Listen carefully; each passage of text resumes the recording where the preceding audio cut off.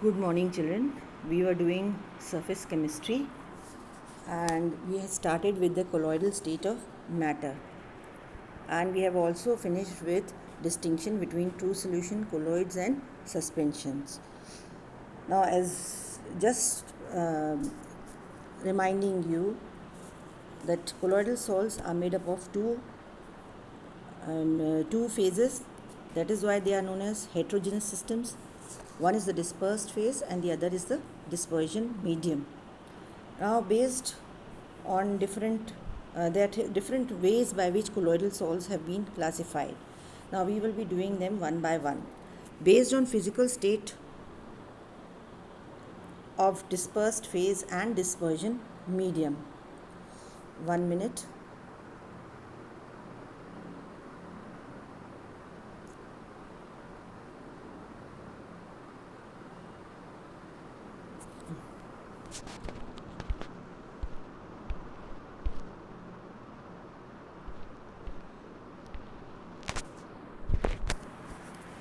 Now, we can classify colloidal salts on the basis of the physical state of the dispersed phase and the dispersion medium. Now, there can be different types of colloidal salts. If we have dispersed phase as solid and dispersion medium also of solid, we get solid salts, for example, gemstones, etc. Then we can have solid liquid colloidal salts as it is seen in paints or cell fluids, etc. We can have solid gas colloidal salts in which solid can be the dispersed phase and the dispersion medium as gas. Example of this is smoke, dust, etc. Then there are liquid and solid colloidal salts also, which are known as gels, like cheese, butter, etc. In this, the dispersed phase is a liquid and the dispersion medium is solid. Then there are liquid dispersion mediums also, salts also, colloidal salts also, like emulsions. Emulsions like milk. Milk is an example of emulsion, and we'll be doing emulsions a little in detail also. Then we can have liquid and gas colloidal salts like aerosols, in which the dispersed phase is a liquid and gas is the dispersion medium. For example, fog, mist, cloud, etc. These are examples of colloidal salts in which the dispersed phase is liquid and the dispersion medium is a gas. Then gas solid dispersion colloidal salts, for example, solid foam. We call them as solid foam. For example, foam, rubber, etc. Then there can be gas liquid colloidal salts also, like foam. An example of this is froth or soap, lather, etc. Now, when water is taken as the dispersion medium, the colloidal salt is known as hydrosol or aquasol. When alcohol is the dispersion medium, we call such a salt as alkosol. When benzene is the colloidal salt, we call it as benzosol. When gas is the colloidal salt, we call it as aerosols. So these are colloidal salts in which the classification has been done on the basis of the physical state of the dispersed phase and the dispersion medium. Then we can have classification which is based on interaction between the dispersed phase and the dispersion medium. Now, in this category, we have two types of colloidal salts. We call them as lyophilic colloidal salts, and lyophobic colloidal salts. Lyophilic and lyophobic colloidal salts. Now, lyophilic colloidal salts are actually, the name itself is suggesting that these are liquid loving colloidal salts. Examples are starch, gum, etc. Now, what is special about these? These, when they are mixed in a suitable liquid, which is the dispersion medium, they directly form the colloidal salt. So they are known as lyophilic, and the salts are known as lyophilic salts. As these colloidal salts can be prepared directly, they are also known as intrinsic colloids. They are also known as intrinsic colloids. One important characteristic of these salts is that if the dispersed phase is separated from the dispersion medium, it can be by evaporation.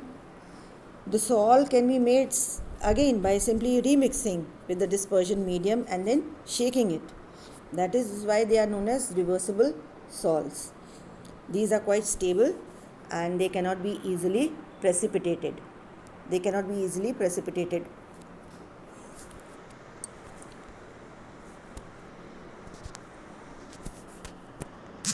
Next is the lyophobic colloidal salts.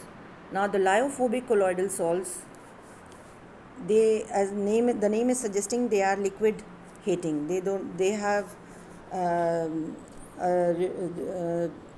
They hate the dispersion medium. It means they are not very stable with the dispersion medium. For example, metal sulfides. Now in these colloidal salts, these salts can be prepared, since they have aversion for the dispersion medium. They are prepared by special methods. They are not stable colloidal salts. They are known as lyophobic salts. Since they are prepared by indirect methods, they are also known as extrinsic colloidal salts. They are prepared by indirect methods, so they are actually known as extrinsic colloidal salts. Now, one thing special about them is that these are readily coagulated or precipitated. These are not stable. We call them as unstable colloids. Now, once they are precipitated, they do not give back the colloidal salt by simple addition of the dispersion medium. They cannot be prepared just by mixing the dispersion medium in the dispersed phase. They require certain special methods. Once it has been precipitated, you cannot revert back into the colloidal salt. So these are considered to be irreversible salts. They are considered to be irreversible salts. Now, the third type classification, which is based on the type of particles of the dispersed phase. Now, such type of colloidal salts which come under this category are multimolecular colloidal salts, macromolecular colloids, and the third is the associated colloids.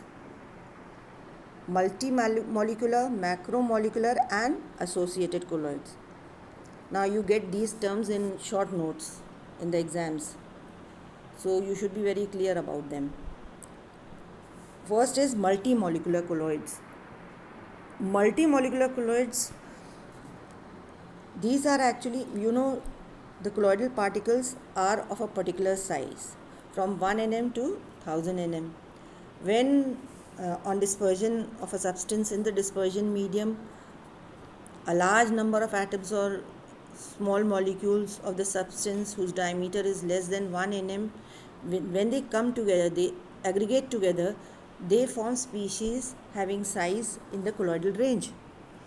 The species thus which are formed are known as multimolecular colloids. For example, you have sulfur salt. Now this consists of thousands of sulfur molecules. Sulfur molecules are S8 molecules. When a number of S8 molecules come together, they form colloidal particles which are of colloidal size. So such colloids are known as multimolecular colloids. I hope I am clear. When particles which are less than 1 nm, they cannot by themselves form a colloidal salt, because a colloidal salt has to be in the colloidal range. The particles have to be in the colloidal range, that is from 1 nm to 1000 nm. These particles are very small in size, less than 1 nm. So many of these particles come together, and when they come together, they become one particle of large size, and this particle is in the colloidal range. So we get a colloidal salt, and such type of colloids are known as multimolecular colloidal salts, like in case of S8 sulfur molecules. The second type is the macromolecular colloidal salts. The macromolecular colloidal salts, as the name is suggesting, that the molecules are of quite big size and they are called as macromolecules. They have large molecular masses and they form a solution in which the molecules of the substance, that is the dispersed particles, they are in the colloidal range. The particles, the molecules are quite big in size, and when they form a sol, these particles, the dispersed particles, they have size which is in the colloidal range. So such substances are known as macromolecular colloids. Now example of macromolecular colloids are starch, cellulose, proteins, enzymes. These are all examples of macromolecules. Then polythene, synthetic rubber, these are also macromolecules. Now the third type is the associated colloids. Associated colloids are actually, that the substances when they dissolve in a medium which is at low concentration, they will behave normally as strong electrolytes, like any other electrolyte.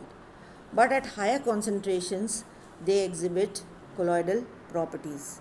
At higher concentrations, they exhibit colloidal properties due to formation of aggregated particles. Particles, they come together, they form, these are known as associated colloids. These aggregated particles are actually micelles, which we have already studied in class 9 or 10. The formation of these micelles take place at above a particular temperature, which is known as Kraft temperature. Formation of micelle takes place at above a particular temperature, which is known as Kraft temperature, which is shown as Tk. Kraft temperature, which is shown as Tk. You can see Tk. And the concentration is known as critical micelle concentration. Now, formation of micelle takes place above a particular temperature, which is known as Kraft temperature, and above a particular concentration, which is known as critical micelle concentration. Critical micelle concentration is CMC. Now, about these we have already studied about when we were studying about soaps. The soap molecule has one hydrophilic end and one hydrophobic end. Hydrophilic end is attracted towards water and hydrophobic end is towards the organic matter, that is the stain or the oily or greasy part which is present on our clothes. The cleansing action of soap takes place with the help of this micelle. So micelle formation helps in the cleansing action of soap.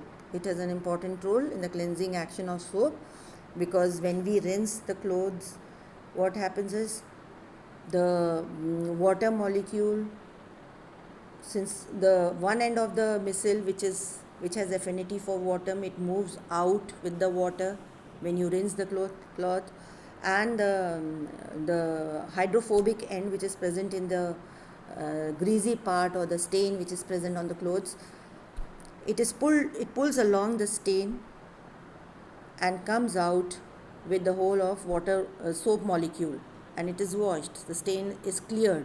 This is actually the cleansing action of soap, which I am not going to repeat, which we have already done. So these are the different types of what we call classifications. We have done 3 types of classification. First was classification which was based on the type of that physical state of the dispersed phase and the dispersion medium. Second one, classification which was based on the interaction between the dispersed phase and the dispersion medium, in which we had 2 types of colloids, lyophilic and lyophobic. Then we had classification which was based on the type of dispersed phase, type of dispersed particles of dispersed phase, multimolecular, macromolecular, and the associated colloids. So we'll continue in the next session. Thank you.